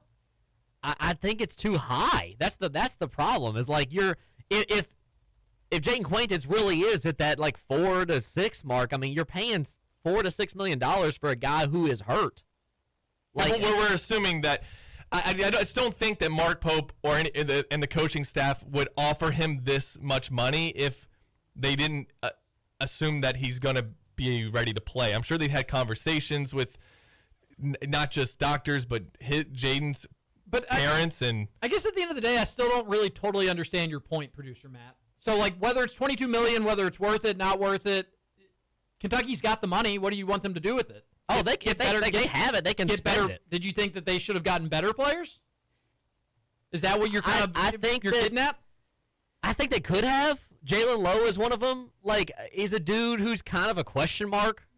Like, how much is Jalen Lowe making? Like a dude who his efficiency was really low at Pitt last year. 2 to 3. Yeah, I was thinking 2 to 3. Like he's a traffic cone on defense. Like it's a dude who there's definitely other players in college basketball you could have went out and got who could have played a really good guard role for you, who are probably better on defense and score at a higher rate. Now, can Mark Pope's system build on Jalen Lowe and make him better? For sure. Like, he definitely can. Well, I think, too, you watch some of that video when Jalen Lowe drives the basket and he's got 10 eyes on him at Pittsburgh. They're not going to be able to do that at Kentucky. Yeah, it's definitely going to be different. My take is that, like, it's so much money that I was on the other side of when, they're like, hey, they spent a lot of money. This roster doesn't really seem to build up. There was a lot of talk about that. I wasn't really on that side at that point. I was like, we don't really know. The roster is really good. It's definitely a Final Four roster. But when $22 million came out, and it's seeming like they are so high above the teams right below them, it's just seeming like some of these names don't really make a lot of sense to me. I guess you're. Well, if you spend $10 million on 2 players, that's the big chunk of it right there, and those are 2 that you. I just have to push back a little bit on some of this stuff, producer Matt. You're entitled to your opinion, and at the end of the day, right? Like, let's let this season play out before we figure out if UK wasted a ton of money or not. Let's see if these players actually end up being good. This is who they settled on. Did they make the right choice or not? In your opinion, no. But in Evan Maikawa's opinion, he gives Jalen Lowe an A- defender. He's in the 96th percentile as a defender. So he's not a traffic cone, according to a guy who does this for a living and keeps these stats and runs all these numbers. He's incredibly high on Jalen Lowe's defense, and he's even higher on his offense. He gives him an A overall, 98th percentile as a player. He has him as one of the better guards in college basketball. So you would say if he's one of the better guards in college basketball, he's in the transfer portal, Kentucky should get somebody who's rated that high. Yeah, and I get it. Louisville had great offensive games against Pittsburgh last year, but this will be a different team than what Pittsburgh was, and he'll have a different role than what he had. They were horrible last year. Oh, they were terrible. I see a lot of people saying, well, it's a couple different schools of thought. One, UK got these players for $22 million. What idiots? Well, first off, we got $22 million. We'll do what we want with it. And secondly, let's see. Let's see how dumb we are. Let's see how dumb Mark Pope is putting this roster together. He's got a pretty good track record of it. Let's see. And then secondly, other people are saying $22 million, oh my goodness, you better win a championship. You better win a Final Four. And producer Matt, I heard you say the same. Stephen Peak, this is Kentucky. Those are the expectations. It doesn't matter if it was $12 million, $22 million. When it was Reed and Rob, it was $4 million, and the expectations were to go to a Final Four and win a national championship. So that's not changing. I do agree with you, producer Matt. The sentiment, I differ because the expectations at UK are always the highest of the highest. This is where I'm going to push back on you just a little bit. Hold on, real quick. What I said yesterday, and I think we actually agree on this point here, is Mark Pope will feel some heat if this season doesn't go well. And that $22 million number will be used against him by some of his own fans if this season doesn't go well. But that pressure is always there. Whether and if he had a bad season or if they came up short this year, fans were going to be mad at him regardless of what the number is. So I will agree with you that this adds probably a little bit of heat to him, but it was going to be there regardless. Yes, you're right. It is going to be there regardless. That like Kentucky is a blue blood, legendary basketball program. It doesn't matter if we have NIL. It doesn't matter what coach you have. You are expected to go out there and win games. You're expected to go out there and make Final Fours. But when you put this kind of number alongside a team, to my opinion, it speeds up Mark Pope's kind of preliminary period in terms of you don't really have that, like, make a basketball reference, the sophomore bump anymore. You don't have that, oh, well, is his second team going to develop on his first team? Is his third team going to develop from that second team? Are we going to, within 5 years, are we going to see a national championship?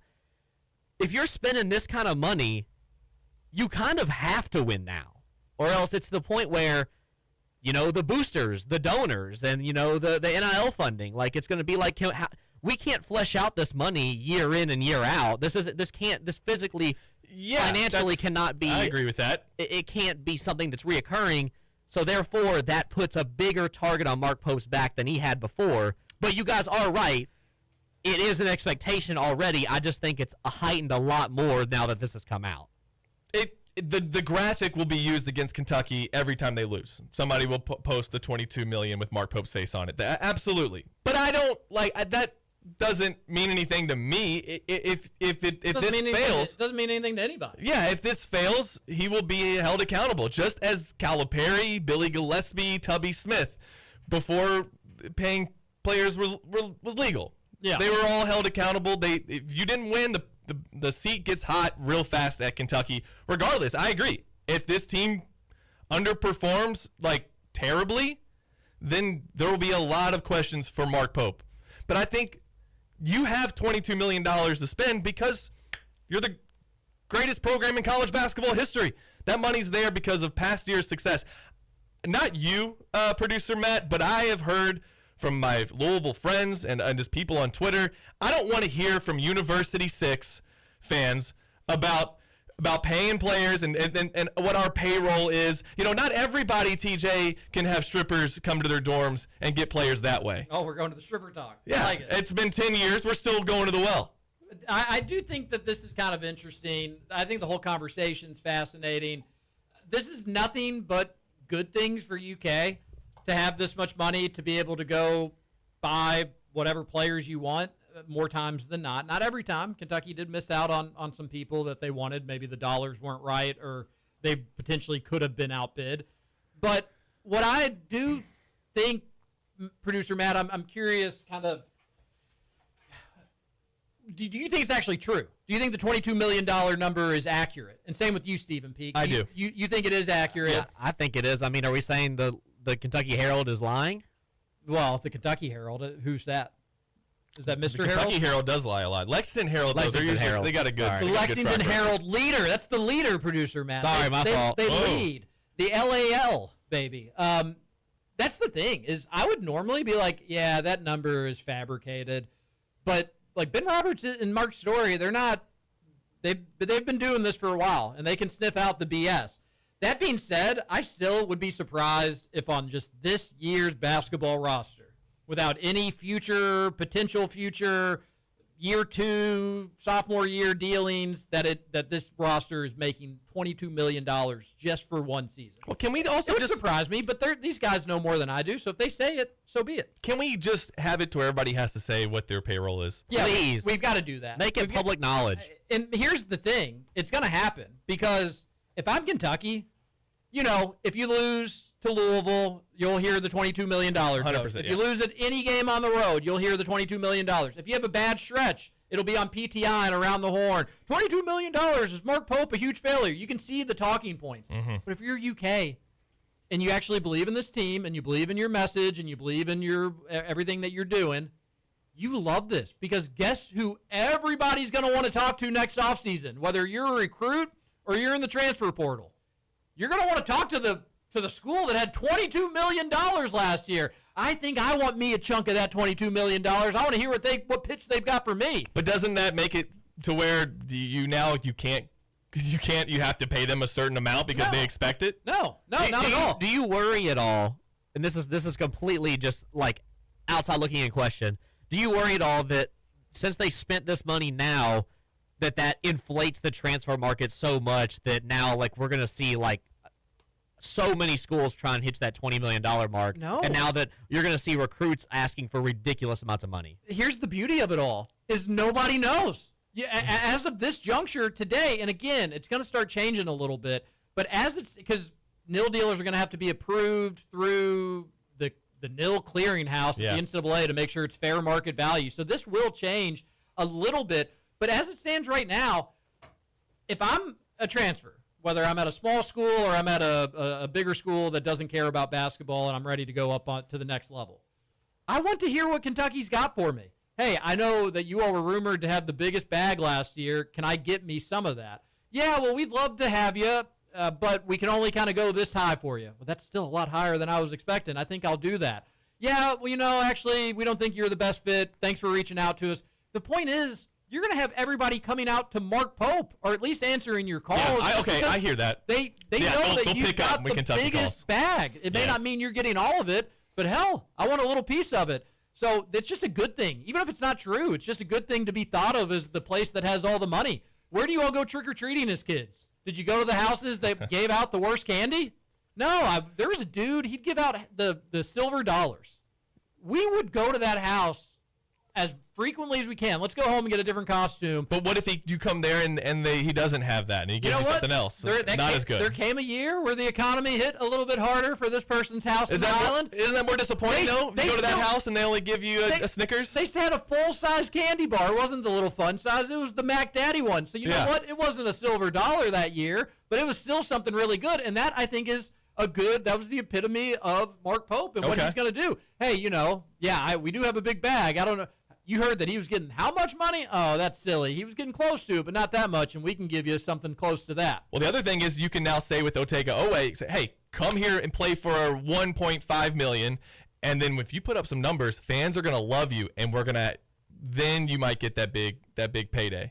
Because, getting Otega Owe back, he's Kentucky hasn't gotten that guy to return. Well, Oscar Tshiebwe would be the only other one. But getting that guy back, getting somebody who can be the face of the team, recognizable. Everybody loved Otega Owe last year. I think he's going to be worth every penny. And I know people are saying that's just another role player who happened to average nearly 17 points per game last season. Just your run-of-the-mill SEC preseason player of the year role player. Dime a dozen. Yeah, all those role players that score 18 straight points to win a game against a tournament team. It just role player stuff. I want to preface that as well. With this money and stuff, it doesn't even have to be Kentucky. It could be any team in the country. If the USF came out and said that we're spending $22 million on their basketball roster this year, it would be the same thing. It's like all eyes would be on them all season. Put up or shut up. You got to win something, even if you're USF, even if you're Old Dominion. When you're putting that much money in, it doesn't matter really who the program is. Yeah, Kentucky is a blue blood program. They're going to have eyes on them anyway, and it heightens that. But any team in the country, if that number's tied to them, they're going to get some heat for it. I don't think you should look at it as heat unless they deserve it. And right now, Kentucky doesn't deserve it. They haven't played a game. Maybe at the end of the year, if this team ends up just only making the Sweet 16 or the second round and they finished with 11 losses, then yes. Yeah, we'll have that talk. Can I ask you guys one question really quick? Mm-hmm. Yeah, and then we got to go to our final break. Yeah, before we go to our break, real quick. So when you saw that number come out, did the AP poll kind of anger you a little bit more? No, that's just random media member goobers' opinions. Why would I get so worked up about their opinions? Yeah, I looked at some of the people who vote, and they don't know. Ken Pom is a number. I'm an avid AP poll hater. I was just wondering. Ken Pom is a numbers game. He's got UK number 4. I trust that a little bit more than the AP. Evan Maikawe, he's got UK 11. I think that's a little ridiculous, but yeah, we trust him for certain things and not for others. Exactly. When it benefits us, we go with it. That's just how you take the media in general. Yes. Yeah. I know, but the AP poll, it'll work itself out. It'll work itself out. But there aren't 8 teams better than Kentucky, and I will be proven right by that come the end of the season. One final break. We got to talk Cats and Longhorns, some of our favorite gambling picks for the weekend, for Allen Electric Power Picks of the week, and your text. I don't know how we're going to have enough time to do it all. We'll figure it out. This is Kentucky Roll Call on the Big X Sports Radio. Stephen Peak, producer Matt Childers. I'm TJ Walker.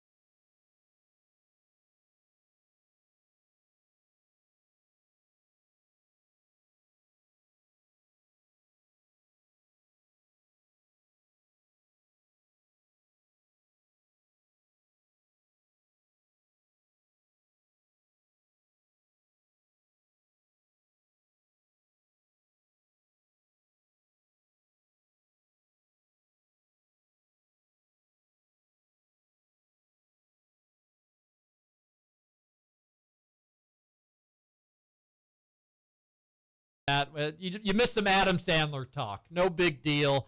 We're going to get back into sports talk here soon. But Producer Matt is a U of L fan. We love him all the same. Plug your podcast, Producer Matt. The Upper Decker? It's the Upper Deck. The Upper Deck. The Upper Deck. Not the Upper Decker. That's funny because Michael Bennett always makes fun of me for that because he thinks that's what I should change it to. He thinks that that's some good advertising. And I was like, I don't think I'll be doing that. Don't know how many Upper Deckers I'll be giving out there, but, you know. I would say I like the name, the Upper Deck, and your logo's cool. The logo's cool. And it's professional, and it's well done and whatnot. But, yeah, I mean, naturally, every UK fan, if this podcast ever takes off, is just going to call it the Upper Decker. That's fine. It's more advertising. Oh, that's what it is. That's fine. You're okay with you're all right with the play on words. Yeah, at this point, it's to where, like, if I change it, then, like, the bid is over. I've lost. Whereas, like, now it's a bit. So if it does take off somewhere, you know, being on the Kentucky radio shows, if the UK community ever gets a hold of it, then there you go. Like Peak said, it's free advertising. That you're right. So you can check it out, the Upper Deck, wherever you get your podcasts. Yeah, everywhere. How often do you Upper Deck? We do it every Tuesday and Thursday. Every Tuesday and Thursday. Yeah, we Upper Deck every Tuesday and Thursday. Don't do it at the girlfriend parents' house. on dinner We night. make sure they're out of the house. We make sure it's just me and the homies. We light a candle, turn some Marvin Gaye on. And you I love it. Upper Decker like there's no tomorrow. Oh, yeah. All right, good stuff. No, but I enjoy the clips that you post on your Instagram. Kentucky Roll Call is on Instagram. You can search it, find it, and we're there. We've got a Twitter community. And we've got the Game Day Men's Health text line. We're going to go to it just because if we don't, we're going to run out of time. I have a million quick hitters that we're just not going to be able to get to. Stephen Peak wanted to talk about Nick Roush's lunch yesterday. I just don't know if we're going to have time for Nick Roush's lunch. Hey, it depressed me, but we'll talk about it. We'll talk about it next week, maybe. A texter on the Game Day Men's Health text line. Peak, how great are your fundamentals when it comes to closing out on shooters? Oh, good question. Did you read his one right before that? What did it say? It says, Peak, I must say, I don't like reading about myself. Peak, I must say you're a much better hooper than I initially visioned. I will go on record that if KRC put together a basketball team combined with its listeners, I'm fairly confident our starting five would cook. I agree. Boxing out shooters, that's not really my thing. You know, I kind of hang out near the perimeter, try to leak out for some transition threes. I don't like to get too physical real down there. Tyron Stokes-esque, huh? Yeah, real selfish. Pat Kelsey wouldn't like me on his team. I can confidently say I'm the best boxer outer in Yes, UK there you media. go. And it's not particularly all that close. For what it's worth, Kentucky Roll Call does claim Big Blue Drew. He is part of the Kentucky Roll Call radio family. And He's a baller. That's going to be a tough three. Kentucky Roll Call has the best basketball team in radio. And it's not particularly close. Because Roush is still part of it. I don't even want Roush. I don't. He can go. He's 6'9". Yeah, and his knees are just gonna snap like you wouldn't. Okay. Like there's no tomorrow. That dude is a walking Band-Aid. He's just waiting to get hurt. And he'd come in and be like, he'd give Scooch crap for walking on a golf course and being sore. That dude would sleep wrong and not be able to walk right for a week. Well, yeah, I mean, I would like to. They used to have like media games. You know what they used to do at the Final Four? Like the media that was there, they would have like a media tournament. Pickup game? I did like not. A tournament. I did not know that. Yeah. You get to pick your own teams. I think they tried to keep it like if you were covering Louisville, if you're covering Kentucky, whoever you were covering, you played for that team. That would be so cool. Yeah. Why don't let us media do fun things, everybody? Come on, Meet us up in Indianapolis this year. All I'm saying is nobody wants me in the paint.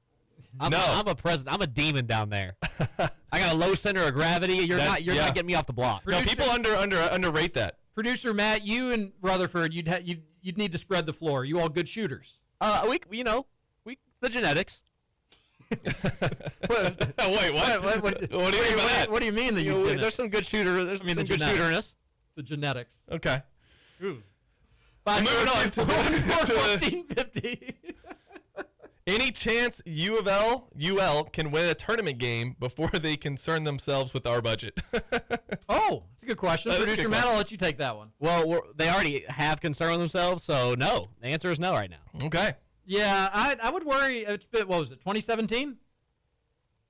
And then Yes, they won one, yeah. to go back to the second weekend, you got to go back to 2015, right? Yeah, rough look. That's a long Is time. that really how long it's been? That's a decade. No, I ago. don't know about the 2015 stat, but 2017 No, I is think right. you're right because in 2017 they were a 2 seed, right? And they lost to Michigan. They lost to Michigan in the second round. 2015, they went to the Elite Eight. What did lost they do in to Michigan 2016? State. They self-vacated. Oh, that was the year they. Post. Whoops. Damian Lee and Trey Lewis. Okay. They had their back by taking away their chance crazy. at a. That was really embarrassing. The whole "I have your back" thing, and everybody wore the shirts. So they go 2012 Final Four, 13 vacated, but national title, 14 Sweet 16, 15 Elite 8, and that's it for a decade. That is crazy to me. Wow. Any comment, producer Matt? No comment on this topic. Okay. A texter says, TJ talking injury trash to Roush. You kidding me, TJ? You've broken your foot twice and broken your thumb. You know the saying, you can't make the club in the tub. All right, I broke my bones doing manly, important things. One, playing basketball when you're breaking your thumb. I was banging in the paint, so that's a manly injury. Mm-hmm. I was top golfing when I broke my foot. That's a manly injury. Yeah, what are you going to do? People on the golf course, everybody remembers Tiger Woods' epic round at the U.S. Open when he was injured. It was a lot like that. It was very similar to that. I battled through my entire bachelor party, thank you very much, with that broken foot. So, and I don't know what other I did actually break it playing flag football, another manly injury, but that was about 3 years before. So, God, you're tough. thank you. Just battling back through injuries, but it's not giving up. Nope. You got to respect it. Just not giving it up is exactly right. Probably just need to retire from these sort of shenanigans. I would also say that KRC should also have the first rights to Rupp to No Good team. True. They would be their own team. Okay. They would be their own media entity. And let's just say I wouldn't be worried about them. Phoenix Stevens and I took on Matt and Wildcats Tongue. Unfortunately, we can't put the video out because You all get smoked. it's game to 5 by 1s and 2s. We were up 4-0. You were playing two on two? Yep. How serious? I wanted to win. I was wearing it was at the Fan Fest. I was wearing long pants, so it wasn't. I was wearing a polo. Oh yeah, that's not. I wasn't. competitive. But we were up 4-0, and we lost 5-4. Phoenix said he ran out of steam a little bit. We gave up a few layups that. Who did the cooking for Rupp to No Good? They shared it. But Wildcats Tongue hit a few tough buckets. Did a little up and under on Phoenix, and I didn't close out a couple times. Got a little lazy on defense, and thought, all right, we're one miss and a bucket away from winning this thing. But no video because unless we can get the Wildcats Tongue logo to follow him around. Well, maybe we'll figure that out. TJ, I'm so glad you brought up beer pong tourney at Tin Roof. I'm currently a 3-time champ with my Whoa! brother. What's funny is I always participated in the tournaments underage. Oh, no. Trip those tournaments. Trip those banners. So what I would do to participate is I would get to the bar around 7:30. Tournament started at midnight. Yeah, that's another thing I don't know if I mentioned is it wouldn't start till so late at night. Yeah, it was like right after I got off work at HAS at 11:30, and we would go over there. I did it twice. That's kind of fun. Went to the finals once, lost in the first round the next time. Really inconsistent. I would much rather lose in the first round than losing in any. If you are going to lose, the first round is the time to do it. Any other time is just wasted time. The texter goes on to say, I'd get there around 7:30. Tournament started at midnight, and I would just wait. I did this before the bouncers were present at the door, so they would never check ID since it was impossible to use a fake ID at Tin Roof. This was in college when I had a laid-back summer job, so I could miss work. I would get a drink with my fake ID at the bar because the bartenders did not care. One of my better jobs finessing a situation in order to get the prize. Well, good Dude, for you. That would mean that you would be at Tin Roof, no joke, for probably 7 hours. Yeah. I mean, Yeah. you'd be spending an entire day basically at Tin Roof. That is wild commitment to the beer pong tourney. And But that's- when you're underage, that's kind of like That's the why high he's life, won. you know? Yeah, that's why he's won 3 times though. It's that commitment. How much do you practice And for those secondly, if you're tournaments? underage and you're getting there at 7:30, I can't imagine you're drinking the entire time. Otherwise, you would just get blasted. So you also probably had an unfair advantage of sobriety to your favor. Would it seem like at least a little bit? I read that message wrong. He said close out on shooters. I don't know why I thought he meant like box out. Oh. He closing out on shooters. I didn't do it very well last Saturday for FanFest. So yeah, hopefully that answers his question. A rebound's more important than closing out. Yeah, I play the percentages. You know, you're 30% 3-point shooter. You're going to miss 7 out of 10 times. I'll get the rebound. You should close out. I'll lead up. But if leak you out. don't, then get your position for the rebound. Right. Texter says, even if the number's accurate this year specifically, I think the rumored UK nil money is going to be in the long run a major outlier. Did we read this one? two sums of money collided in one calendar year and a lucrative, non-regulated nil money and rev share. No, you're spot on with all they're this. absolutely right. Money will not be like this after this year for any school. Seems like Kentucky just managed money well in front-loading nil last year, so it rolls into this year. Get your money up, not your funny up. That's right. Come on, baby. Kentucky fans ponied up for basketball. No, and I think you nailed that, Texter. You get the text of the day. It unfortunately comes with no prize besides just a good old-fashioned pat on the back and more Jack and Jill analysis a little bit later on in the show. No, you're right. There is an Adam Sandler text waiting for you all down there. No. I can't wait to get to it. But you're spot on about that. It's never going to be like this again, so let's enjoy it. And there is truth to what Matt's saying. Let's hope that Pope did a good job putting it together. Let's hope that Pope is right so we don't have to cope. Oh. Any chance, U of L? Oh, we got that one. As someone that's going tomorrow, if Texas goes up 14-0 in the first quarter, I'm leaving. Well, buddy, I hope you're going to enjoy the tailgate because I think there is a chance. It could be fun. That's the great thing. I mean, there's other games on, too. We could get out of there early. Let's talk some football. We're just running out of time on today's show. Too much fun on Kentucky Roll Call. I wonder what Texas's game plan is going to be. They know that their defense should win this game by itself. Let's just be frank with this. Yeah. I hope I'm eating crow, and I hope the Cats shock the world. I'm a bigger UK fan than you. I want them to win, but I'm just not going to lie for the sake of fandom or radio. Texas is much better than Kentucky. Their defense, I think Texas could what do you think, like 10 points would probably be enough to win this game? Yeah, I mean, So their defense they'll score more than 10. Can probably win this. If you're Sark and you're this Texas offense, do you feel like let's get Manning even more confidence and let's just air this bad boy out? Because even if he turns the ball over, even if we give UK some points, their offense is not likely to do much against us. Now, where Kentucky's offense could have some success, where teams have had success against Texas, this elite defense, truly elite, filled with NFL players, is running the ball. So it's great, and Kentucky's the healthiest that they've been all year. Uh-huh. You're getting healthier on defense. You're getting McGowan back on offense. He should be ready to rock and roll. Yep. So maybe you can have a little success running the ball, but do you think Texas is going to be more aggressive offensively than they've been at any point this year?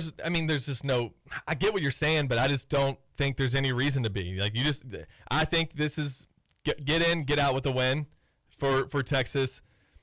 Are their playoff hopes still alive? You think no nonsense? Yeah, I don't think they're going to screw around and risk giving Kentucky short fields. There's no reason to do that because, like you said, Kentucky's not going to be able to move the ball very well against this Texas defense. So the last thing that you want to do is have Archie's throw it around and give Kentucky points on defense or set the offense up for good field position. So if I was Sarkisian, I would just play this one the way just let the defense, like you said, win the game. And let the offense do just enough to get you across the finish line. I still think they'll cover 13.5. That is one of my picks. That's the risk reward of it all, and you're leaning more towards the risk just ain't worth it. I there's disagree. no reason to risk. You're playing Kentucky. You're going to win the game. Just don't do anything stupid. And you're right about that, and that's why I think they will risk it. You're playing Kentucky. Who cares? We can do something stupid. This is the time to do something stupid. If there's one game left on the schedule, it reminds me of when Kentucky was, who was it, Eastern Michigan? Toledo first, and then Eastern Michigan. Yeah. Yes, I think was their second warm-up game. Uh-huh. That's when I was wanting them to just air it out. Like, you've got to throw. How many times did Cutter throw in that game? He had 21 attempts. Okay, but that was 12 of 21. I was like, this is your time to try something. So do it. This will be Texas's time in the SEC to try something and to try to get this offense really humming like you thought it was going to be all season. So I actually think they will air it out, and I think that opens up Kentucky for a chance at an ugly blowout. But on the flip side, the risk that you alluded to, maybe it allows Kentucky to pick him off. It's the only way Kentucky can win this game. That's why, he threw it 27 times. Arch Manning did last week against Oklahoma. He completed 21 of those. Now they weren't, it was 166 yards total through the air. But I just don't think that you need. You get Kentucky and Mississippi State back to back. I feel like if you're Texas' offense, it's now or never for it to be decent. But then after that, it's top 20 Vandy, it's top 10 Georgia, it's top 5 Texas A&M. You get a great offense in Arkansas sandwiched between those games where you know you're going to have to put up some points. So it's now or never for this offense to actually show some life. So I think he's going to roll the dice and you think try. So? Yeah. Okay. So it'd make it more fun for me. It'd make it more fun, honestly. I kind of want the game to get let's move this one along. Producer Matt, you want to split the tie on it? Do you think that they'll open up the playbook, or do you think they'll just try to get out with a win, whether it's 13 points, 16 points? It doesn't have to be a lighten up the scoreboard sort of game. I think they just move on. Yeah. I think they just do their job and leave. All right, well, we'll see. You know what's going to end up happening is Kentucky's just going to win the game. And that's what's going to happen. Yes, there you go. We're not just going to cover. We're going to walk out there, storming the field. Then Mark Stoops gets his extension. Another extension. Oh. If it's pro-U of L article or an anti-UK article, it had to be written by C.L. Brown or Eric Crawford. Crawford's not. He's not anti-UK at all. He may be a little pro-U of L, but it's the team he covers in the city that he's been in forever, and I think he's incredibly fair for all teams for what it's worth. But he's definitely not anti-UK. Yeah, Crawford. that would be what I would read in the paper. I would love. First thing I would read is an Eric Crawford column on the side of the front page of the Sports. Either him or the other guy from WDRB now. Help me out. Not Rick Bozich. He's gone. Yeah, but him back in the day. Back in the Courier days. Oh, you're saying Bozich back in the day? I would read both of their columns. Bozich was much more anti-UK. He was. Yeah, I was going to say he was definitely very more pro-IU. He was pro-IU more than anything. Yeah, than U of L. That's right. He was. Well, I remember him and his son. I think were at the. Who was the big recruit Indiana got several years ago? Romeo Langford. Romeo Langford. Yeah, he was at that. Abraham Lincoln. His coach compared him to Abraham Lincoln. It was a big thing. Okay. How many games did Romeo Langford win at Indiana? Not a ton. Okay. Yeah. It was a big deal when I was there. They thought he was bringing a championship. Didn't have an amazing NBA career either, Romeo, remember him and Cal getting into it for Team USA? Yeah, okay. Yeah, didn't really work out well. Texter says, we need some thoughts on the John Bolton situation. What are your thoughts on the John Bolton situation? What is the John Bolton situation? He pleads not guilty to charges of mishandling classified information. He was the former Trump national security advisor. He turned on Trump. So he got arrested. Well, I don't. Trump said that this was news to him. He was surprised to see it. Sure he was. I'm sure. But what are your thoughts on it? I think more people in government should get arrested, honestly. So not to comment specifically on this case, but we, the people, just get screwed over left and right, and nobody ever gets in trouble for it. Nothing ever happens. The buck just keeps going in Washington. So I'm all for it. More prosecution for people that actually hurt everyday Americans. What did he do again? He mishandled classified information. It must be serious information. That's what they're saying. Yeah. Okay. And he was indicted, so it's going to be a big thing. So is he going to go? Is he going to go to jail? Is he going to go to prison for it? That are like, and when I get up there, I'm going to clean up this. I'm going to clean up that. And then they clean up stuff, and you hear about all that. Well, they never clean up anything, but then you hear about all this terrible stuff going on, and then it's like, all right, well, did anybody get in trouble for it? Anybody ever have to pay a price for it? Do you want to? Can I make a prediction? Yes. Nothing happens. I think with John Bolton, I think if you don't make something happen with him, if you actually think that he's guilty, then what do we do? I'll believe it. I'll believe it when I see it. It's probably a good strategy. It's probably a good angle to take there, I should say, Pete. I didn't know. Wall Street Journal says what prosecutors fulfilled Trump's call to punish his former national security advisor and frequent critic. Yeah, he was a critic for sure. If you break the roster down by player, it's not crazy to get to $22 million. Sorry, we are Jeff Bezos, Matt. Get your money up, buddy. The poverty programs that are jealous of this has been fun. Again, do you think the Dodgers are apologizing for how much money they spent? Ohio State football. You think that they're apologizing for how much money they spent? No.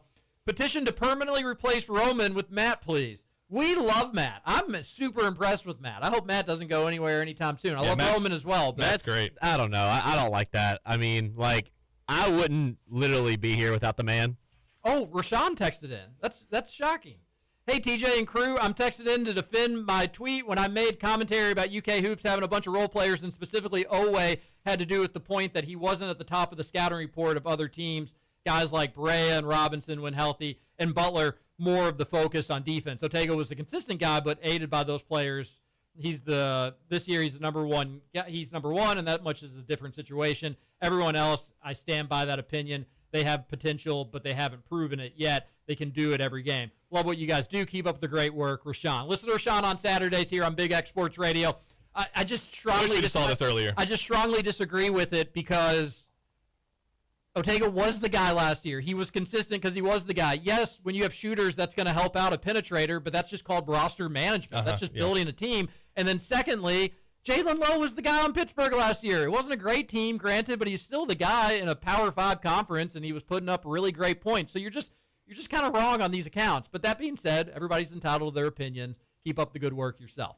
All right, Allen Electric Power Picks of the Week. Go to allenelectrical.com. Keep them in mind for your generators. Nasty weather coming down the pipe. Allen Electric will have you covered. We're just not going to get to the picks, though. Hey, real quick, I saw somebody pull up one of Rashawn's tweets from 2015. Tyler Eulis is a role player. He was a role player last year, and I saw nothing to suggest he'd be different next. Did he really say that? He did, yeah. I don't know. All right, there's several texts we didn't get to. I apologize. We're just out of time. Fun show. Great week. Kentucky roll call. New life. Love having Stephen Peak here. Love having producer Matt. Everybody have a good weekend. Be safe. I'm taking Texas 38-10, and I'll take blue over white. Oh, blue over white. All right.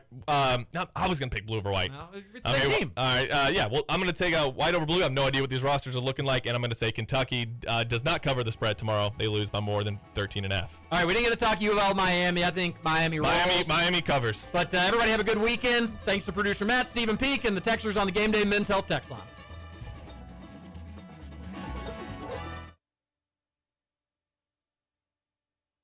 John Spears for M&M Cartage. You see those trucks riding down the road with the M&M Cartage sign? You could be a driver or work as a mechanic on one of those trucks. For 45 years, M&M Cartage has been a locally family-owned transportation company, and they're currently hiring those drivers and mechanics. To join their team, go online to mmcartage.com to apply. Headquartered in Louisville with locations in Cincinnati, Indianapolis, Morristown, Tennessee, and Detroit. That's mmcartage.com to apply.